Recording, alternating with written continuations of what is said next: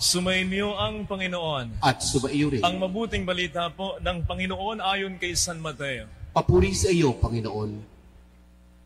Noong panahong yon, muling nagsalita si Jesus sa mga punong saserdote at matatanda ng bayan sa pamamagitan ng talinghaga. Sinabi niya, ang paghahari ng Diyos ay katulad nito. Naghandog ng isang piging ang isang hari sa kasal ng kanyang anak na lalaki. Sinugo niya ang kanyang mga alipin upang tawagin ang mga inanayahan, ngunit ayaw nilang dumalo. Muli siyang nagsugo ng ibang mga alipin at kanyang pinagbilinan. Sabihin ninyo sa mga inanayahan na naihanda ko na ang aking piging. Napatay na ang aking mga baka at mga pinatabang guya. Handa ng lahat ng bagay. Halina kayo sa piging. Ngunit hindi ito pinansin ng mga inanayahan. Humayos sila sa kanilang lakad, ang isa'y sa kanyang bukid, at sa kanyang pangangalakal naman ang isa. Sinunggaban naman ng iba ang mga alipin, hinamak at pinatay. Galit na galit ang hari. Pinaparoon niya ang kanyang mga kawal, ipinapuksa ang mga mamatay taong yon, at ipinasunog ang kanilang lungsod. Sinabi niya sa kanyang mga alipin, nakahanda na ang piging, ngunit hindi karapat-dapat ang mga inaniyahan. Kaya't pumunta kayo sa mga lansangang matao at inyong aniyayahan sa kasalan ng lahat ng makita ninyo. Lumabas nga sa mga pangunahing lansangan ng mga alipin at isinama ang lahat ng natagpuan. Masama't mabuti, ano pat napuno ng mga panauhin ang bulwagang pangkasalan. Pumasok ang hari upang tingnan ang mga panauhin at nakita niya roon ang isang taong hindi nakadamit pangkasalan. Kaibigan, bakit ka pumasok dito nang hindi nakadamit pangkasalan? Tanong niya. Hindi nakaimik ang tao. Yan sinabi ng hari sa mga katulong, gapusin ninyo ang kanyang kamay at paadit-apon siya sa kadiliman sa labas. Do'y magnanangis siya at magangalit ang kanyang ngipin. Sapagkat marami ang tinatawag, ngunit kakaunti ang nahihirang. Mga kapatid, ang mabuting balita ng Panginoon. Pinupuri ka namin, Panginoong Heso Kristo. Magandang gabi sa inyong lahat. Narinig po natin sa ating binasang mabuting balita ang isa na namang talinghaga tungkol sa paghahari ng Diyos. And this time, ang ginamit na paglalarawan ay ang larawan ng kasalan. Larawan ng kasalan na alam naman nating masaya kahit saang lugar at kultura. At yun naman din kasi ang paghahari ng Diyos sa pamamagitan ni Kristo Jesus. Masaya, joyful. Yun naman din ang sabi ng Panginoon sa John 10 verse 10, di ba? Ako'y naparito upang bigyan ang aking mga tupa ng buhay. Buhay na ganap at kasiyasiya. And please don't forget that word, ganap. Huh? Which means complete, fulfilled, kompleto. Katulad ng ini-insinuate ng hari sa Ebanghelyo na sumisimbolo sa Diyos. Ano ang sabi niya? Naipapatay na ang mga baka, ang mga pinatabong guya, lahat ng kailangan, nakahanda na, halina kayo sa piging. Ganon ang pag-ahari ng Diyos sa pamamagitan ni Kristo Jesus. Kompleto na. Wala ka ng ibang hahanapin pa. Kaya lang, ito'y tinanggihan ng mga naunang inanayahan. Sumisimbolo nga po sa mga Hudyo ang kanyang unang piniling bayan. Kaya't ang imbitasyon sa pangalawang pagkakataon ay inopen sa lahat ng tao. Kaya nakasama tayo. Kasi tayo man ay hindi rin mga Hudyo. Kaya nga nung nakaralinggo, ang sabi ko, buti na lang at ipinagpatuloy ng Diyos ang kanyang napakagandang plano. Napalagay ko'y paraan din ng Diyos upang i-vindicate ang plano niya. I-vindicate ang sarili niya na para bang, sige, ayaw niyong tanggapin ang anak ko, pipili ako ng ibang lahi o ng ibang tao na tatanggap sa anak ko para makita ninyo kung anong blessing ang mami-miss ninyo. That is why nung nakaraang linggo, very powerful yung mga words ng ating Panginoong Jesucristo when He said, Ang batong tinanggihan ng mga tagapagtayo ng bahay, ang siyang naging batong panulukan. At siya mismo ang tinutukoy niya dyan. Of course, kahit sa mga panahong ito, marami sa mga Hudyo ang hindi naman aamin sa naging pagkakamali nila, diba? Kung papaanong hindi rin naman sinabi sa ating mabuting balita, kung yung mga naunang inaniyahan na hindi tumugon, na sumisimbolo nga po sa kanila sa mga Hudyo, ay nainggit o nanghinayang man lang nang makita yung mga pangalawang tumugon sa pangalawang imbitasyon. Hindi naman din sinabi, pero natitiyak ko, pagdating ng araw, pagharap natin sa Panginoon, taglay ang kanyang kalawalhatian, marirealize din nila yan. Asama na dito, yung tumugon sa pangalawang imbitasyon na hindi naman namuhay nang naaayon sa turo ng Panginoon. I'm sure these people will realize napakalaki ng blessing na kanilang pinalampas. Ako nga po sa karanasan ko, share ko lang, kapag ako'y nagmimisa, lalo na sa patay, o kaya pag may kasal, tapos naispatan ko na mayroon tayong mga kapatid na umattend na mga hindi Katoliko. Madali naman yun eh. Sa una pa lang makikita mo na. Magsimula tayo sa ngalan ng Ama at yung hindi magkukrus. Hindi yun Katoliko. At kapag may mga kapatid tayong hindi Katolikong nakita ko sa misa, alam po ninyo, mas ginaganahan ako. Mas pinagbubuti ko ang misa ko. Mas nagko-quote ako ng mga Bible verses sa sermon ko. Mas ginagawa kong touching yung seremonyas ng kasal, yung paghihabilin sa patay. Bakit? Gusto kong kahit papaano, ma-realize ng mga kapatid natin ito, maganda rin pala ang misa. Ang humilya pala ay kagat din sa buhay. Ang seremonyas pala sa kasal at maging sa patay ay mayroon ding saysay, mayroon ding kahulugan, mayroon ding buhay. May namis pala ako. Magpa-convert ako sa ibang reliyon at iniwan ang reliyong ito. Naman! Mga kapatid, sinisigurado ko po sa inyo, anuman ang maganda na meron ng ibang reliyon, sinisigurado ko sa inyo, meron din tayo. Sobra pa nga, hindi lang natin na ma-maximize madalas dahil sa ating mga kapabayaan. Pero hindi sapat yang dahilan upang ang magandang relihiyong ito ay iwan. Sapagkat wala namang kinalaman ng Panginoong Hesukristo sa mga kakulangan at kapabayaan yan. I'm sure darating ang pagkakataon. Again, when we come face to face with Jesus, taglay ang kanyang kalawalhatian.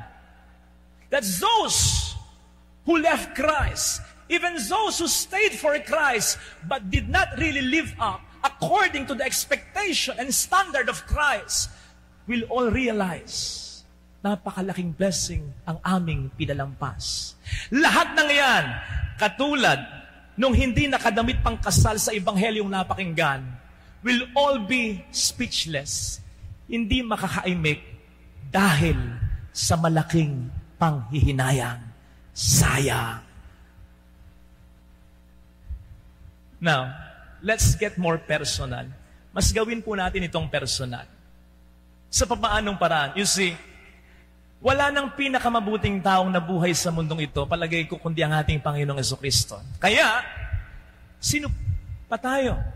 That is why ang sabi ng Panginoon, no servant is greater than his master. So kung siya ginanon, pwede rin tayong magkaganon. Ibig sabihin, tayo rin can also be denied. We can also be rejected. We can also be left behind. We can also be unjustly treated like Jesus. Sana lang, katulad ni Jesus, wag din tayong magtanim ng galit. Katulad ni Jesus na nang makabayubay na sa krus, hindi sinabing, mga walang iya kayo. Pag ako nabuhay na magmuli, yari kayo. Kundi ang sabi, Ama, patawarin mo sila, hindi nalalaman ang kanilang mga ginagawa. Maging ganun din tayo sana. Huwag tayong mabuhay sa galit. Huwag tayong mainis buong buhay natin. Huwag lalong bababa ang tingin natin sa sarili natin. Katulad ni Kristo, who always did the holy will of the Father, gawin natin pa rin ang plano ng Diyos para sa atin. Magsumikap, magsakripisyo, maging mabuting tao. Huwag tayong gaganti, sapagkat hindi yun ang ginawa ng ating Panginoon. Pero kaugnay nito, kapatid, sasabihin ko sa iyo, kung paghihiganti ang hanap mo, yung magandang mararating mo, yung maging masaya ka pa rin at maging protektibo sa kabila ng mga ginawa sa iyo, kapatid, yun ang pinakamagandang paghihiganti sa mga taong sa iyo ay ng api. Paghihiganti hindi nakapananakit ng katawan, pero nanunuot sa kalooban ng mga taong may gawa sa iyo niya. May kwento ko yung minsan napag-usapan namin ito nung aking kaibigan. Malapit sa akin ito, parang ate ko. Kasi nakwento niya sa akin dati. Many years ago, June, in-enroll siya ng kaniyang tatay sa kolehiyo. August, namatay ito. So kinailangan niyang manirahan sa bahay ng kanyang tiyuhin, kapatid ng tatay niya, na okay naman. Kasi mabait sa kanya. Kaya lang ang problema, yung kanyang tiyahin, may pagka-impacta. Hindi daw siya talaga naituring na pamangkin ito sa asawa. Baka nga kasambahay pa ang turing sa kanya. Kasi at one point, pinaalis daw yung kasambahay. Tapos siya ang laging katulong sa bahay. Parang ganon. Maganda raw ang turing kapag nandun yung tiyuhin niya. Pero pag wala na, hindi na. Ang problema, madalas wala ang tiyuhin niya. So, ganun daw po ang nangyayari. Inaalagaan niya yung mga anak ng tiyahin niya, ng mga pinsan niya. Tapos ay inahatid sa eskwelahan yata. Pagbalik niya ng bahay, saka pa lang siya kakain. Minsan, gagawa pa ng mga gawaing bahay. And then, papasok sa eskwela, pag uwi, ganun pa rin. May mga gawain pa rin. Natutulog lamang daw siya sa pasimano kasi yun daw ang bigay sa kanyang espasyo. Hindi daw niya maiunat ang kanyang mga paa kahit pagod na siya kasi nalalaglag siya. Father, may pagkakataong dumudugo yung mga kamay ko kasi yung tiyahin ko mula sa opisina, inuuwi yung mga makakapal na kurtina at sa akin ipinalalaba. Pero Father, di ako nagreklamo kasi sa loob-loob ko, malaki pa rin ang utang na loob ko sa tiyahin ko. To cut the story short, eto na nangyari. Gulong ng buhay. Nakapagtapos siya, nakapagtrabaho, ang bilis ng asenso. Siya namang pagsadsad ng kabuhayan ng tiyahin niya. Alam ba ninyo na siya ang bumili ng bahay ng tiyahin niya kung saan matagal siyang nagstay kasi ito ay inilit na. Hinahanap nga daw niya yung pasimano na tinutulugan niya kasi ipipreserve niya. Eto na, nung magkaharap-harap sila, nako, parang eksena sa pelikula. Kasi napansin niyang may binulong yung pinsan niya sa tiyahin niya. Pero naintindihan niya. Ang bulong ay ganito, Mami, di ba siya yung maid natin dati? Akalain niyo yun? Hindi talaga siya pinakilala bilang pamangkin. Hindi bilang sa bahay. Naku, naupo na raw sa kahiyak yung tiyahin niya. At sinabi, Anak, pinsan niyo siya. Mas lalo daw nahiyak yung tiyahin niya nang sabihin niya, Ante, binibili ko po yung bahay hindi upang kunin sa inyo at paalisin kayo. Binibili ko po yung bahay ninyo upang ibalik uli sa inyo. Sabi ko, Ate, buti hindi mo naisip magigante. Sabi niya, Father, maniwala ko sa hindi. Never ko naisip yan. Kasi palagi ko, may utang na loob pa rin ako sa tiyahin ko. Sabi ko lang sa kanya, no wonder you are who you are right now. You are where you are right now. And so, brothers and sisters, let not bad thoughts and feelings become our motivation in achieving our goals. Hindi tayo tutulungan ng Panginoon sa ganyan. Sapagkat maliwanag ang sinasabi ni San Pablo sa Ephesians 4 verse 31. Get rid of all bitterness, of all anger, slander, and rage. Sapagkat hindi yan naaayon sa turo ng ating Panginoon.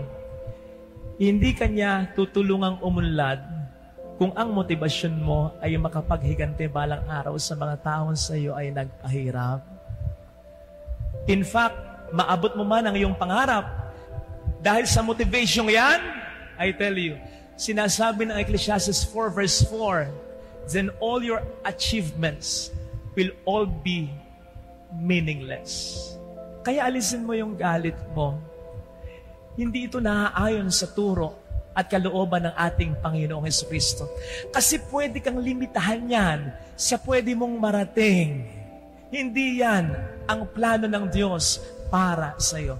Basta magsumikap ka, magsakripisyo, maging mabuting tao kahit sa mga taong nang api sa iyo. Kasi kung hindi ka magiging mabuting tao sa kanila dahil lamang umulad ka, iisipin nila, tama na ginanon ka nila. Kaya sana, wag mong maging katuwiran lagi yung pag ako yumaman, pag ako umasenso, pag ako nakapagtapos, pag ako gumanda, lahat kayo huyo. Wag ganun. Sa halip, kilanlin mo pa rin sila, pakisamahan mo pa rin sila, irespeto mo pa rin sila. At hayaan mo na sa pakikipag-ugnayan mo sa kanila ng maganda, sila ang magtaka at magtanong sa iyo, who you? Saka ka magpakilala. Para mo nang ibinagsak yung bomba.